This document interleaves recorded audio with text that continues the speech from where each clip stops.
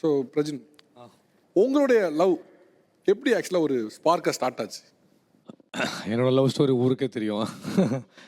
என்னென்னா, நான் ஒரு சேனலில் ஆங்கராக இருந்தேன். அவங்க அதே சேனலில் தமிழ் ஹிட்ஸ் ப்ரோக்ராம் மலையாளத்தில் பண்ணிட்டு இருந்தாங்க. ஒரு வாட்டி நான் டப்பிங் பண்ணிட்டு இருக்கும்போது எனக்கு ஃபோன் அடித்தாங்க. நான் அவங்களோட பெரிய ஃபேன் சொல்லிட்டு.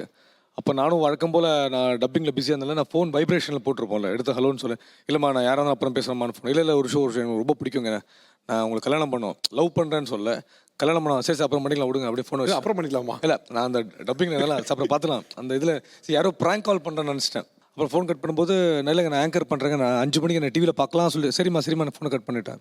அப்புறம் வீட்டுக்கு போனேன். வீட்டுக்கு போய் டப்பிங் முடிச்சோன்னா ரீகால் பண்ணுறேன். ஏதோ ஒரு பொண்ணு நமக்கு ஃபோன் பண்ணிச்சே, 5 மணின்னு சொல்லிச்சே, எந்த சேனல் கேட்கலன்னு சொல்லி, சரி ஓகே நான் டிவி ஆன் பண்ணேன். இப்படியே பார்த்துட்டு இருக்கேன். அப்போ எங்கள் அம்மா சொல்கிறாங்க, எப்படியும் இந்த ஃபீல்டில் வந்து லவ் மேரேஜ் தான் பண்ண போகிறேன், இப்படி ஏதாவது ஒரு பொண்ணை கல்யாணம் பண்ணிக்கோன்னு கை காட்டினப்போ காட்டினது அவங்கள தான், சாண்ட்ராவை தான். இதுதான் அந்த பொண்ணை நான் ரீகால் பண்ணுறேன். இந்த 5 மணி இந்த பொண்ணு, ஐயோ இந்த பொண்ணு வர ஃபோன் வர கட் பண்ணுறேன், எப்படி நம்ம திருப்பி இப்படி ஆரம்பிக்கிறதுன்னு தெரியாமல் அப்புறம் ஃபோன் அடித்தேன். இல்லைங்க நிஜமான டப்பிங்கில் இருந்தேன். ஸோ அப்படி சொல்லி ஒரு ஃப்ரெண்ட்ஷிப்பை ஆரம்பித்து, அப்படி லவ் ஆரம்பித்து 2 வருஷம் காதல் கோட்டை படம் மாதிரியே பார்க்காம அவங்க கேரளா, நான் இங்கே தமிழ்நாட்டிலேருந்து இப்படியே பேசிகிட்டு இருந்தோம். இப்படியே லவ் போச்சு. ஒரு 2 வருஷத்துக்கு அப்புறம் என் அப்பா கிளம்பி வந்தாங்க. ஃபஸ்ட்டு முதல்ல மீட் பண்ணது மெரினா பீச்சில். ஃபஸ்ட்டு எப்படி சொல்கிறேன், அந்த எண்டில் உட்காருவாங்க, இந்த எண்டில் நான் உட்காருவேன், இந்த நடுவில் 2 ட்ரெயினே போகும், அவ்வளோ பெரிய கேப் இருக்கும். முதல்ல ஒரு மல்லிப்பூ வாங்கி கொடுத்தா என் காதல் ஆரம்பித்தாங்க மெரினா பீச்சில். அப்படி தான் வாழ்க்கை ஆரம்பிச்சிச்சு. எல்லாரோட பிளெஸிங்கில் நான் சந்தோஷமாக போயிட்டுருக்கேன். இப்போ தான் லவ் ஆரம்பிச்சிச்சு. பட் ஒரே ஃபீல்டில் திருமணம் பண்ணுறது, லவ் பண்ணி திருமணம் பண்ணுறதுல உங்களுக்கு ஏதாவது நெருடல் இருந்துச்சா?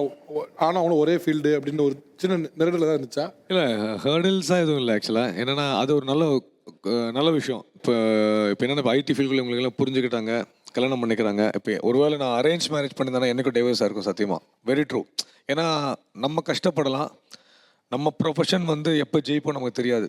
அவங்களே நம்ம கூட வந்து கஷ்டப்படணும். ஸோ எல்லாருமே கல்யாணம் ஆனால் படிப்பு முடிச்சா கல்யாணம் ஆச்சா கேட்பாங்க, கல்யாணம் ஆனால் குழந்தை பிறந்துச்சா கேட்பாங்க, அப்புறம் எப்போ காது குத்தி இதெல்லாம் கேட்பாங்க. இது வழக்கமாக பெரியவங்கள் பண்ணுறது தான், அதை நம்ம ஒன்றுமே பண்ண முடியாது. ஸோ இது எல்லாமே அனுபவித்து நம்ம ஜெயிக்கணுன்றதுக்காக கஷ்டப்பட்டு போராடி இவ்வளோ விஷயம் தாண்டி நமக்காக கூட நிற்கணுன்ற ஒரு பொண்ணு கிடைக்குதுன்றது நமக்கு பெரிய பாக்கியம். கண்டிப்பாக அது ரொம்ப கஷ்டம் வாழ்க்கையில். அஃப்கோர்ஸ் நீங்கள் சொன்ன மாதிரி ஒரே இண்டஸ்ட்ரியில் திருமணம் பண்ணக்கூடிய பாசிட்டிவ் சொன்னீங்க. பட் ஏதாவது 1-2 லிமிடேஷன்ஸ் இருக்கும்ல, அதாவது ஒரே இண்டஸ்ட்ரியில் திருமணம் பண்ணதுனாலே சின்ன விஷயம் இருக்குது, அது என்னது? இல்லை இருக்கும் கண்டிப்பாக. இப்போ சொல்லாமா வேணாமா இல்லை, ஸோ அப்படியே கிடையாது. நான் எப்போ ஓப்பன் புக் தான், அதில் மறைக்கிறது ஒன்றும் இல்லை. இப்போ எனக்கு யார்ட்ட ஃபோட்டோ எடுக்க வந்து அவங்க ஆட்டோமேட்டிக் அவங்களே ஒதுங்கிடுவாங்க. அவங்ககிட்ட யார் பேச நான் ஒதுங்கிடுவேன். ஸோ 2 பேரும் ஆர்டிஸ்ட் புரியும். ஒருவேளை சில பேர் நினைப்பாங்க, என்னடா 2 பேரும் ஆர்டிஸ்டாக இருந்து நம்ம எங்கேயோ ஷூட்டிங் போகிறோம், ஒருவேளை ஏதோ பொண்ணுக்கிட்ட பழகிறோம், பேசுகிறோம், ஃபோட்டோ எடுத்து உடனே வைஃபுக்கு வாட்ஸ்அப் போயிருமா, இப்படிலாம் யோசிப்பாங்க. பட் அதுவும் பயப்படணும் அவசியம் இல்லை, நம்ம ஓப்பனாக இருந்துட்டா. சில விஷயங்கள் ஹைடிங் இருக்கும், ஃப்ரெண்ட்ஸ் கூட வெளியே போகிறது, ஜாலியாக சுற்றுறதெல்லாம். பட் எனக்கு தெரிஞ்ச ஹைடிங் வச்சா தான் பிரச்சனை. எதுவாக இருந்தாலும் பேசி தீர்த்துருங்க, தப்போ ரைட்டோ பிரச்சனை வராது கண்டிப்பாக. சில நேரங்களில் ஒரே இண்டஸ்ட்ரியில் ஒரு ஹஸ்பண்ட் அண்ட் ஒய்ஃப் அமையும் போது எல்லாரும் ஒரே நேரத்தில் கரியர் பீக் போக மாட்டாங்க, ஒரே இடத்துல கேரியர் டவுன் வர மாட்டாங்க. சில நேரம் கரியர் ஒருத்தவங்களுக்கு கரியர் பீக் இருக்கும், ஒரு நேரம் இதாக இருக்கும், இதெல்லாம் இருக்கும்.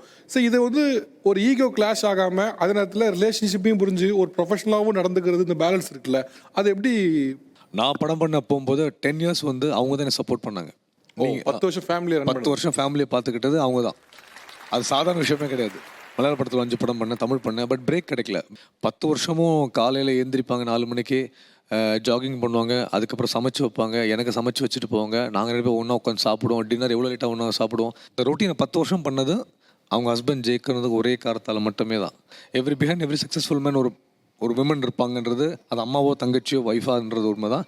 பட் எனக்கு அந்த 3மே சேர்ந்து ஒரே ஒய்ஃபாக கிடச்சிருக்கிறது நான் பெருமைப்பட்ட விஷயம் கண்டிப்பாக.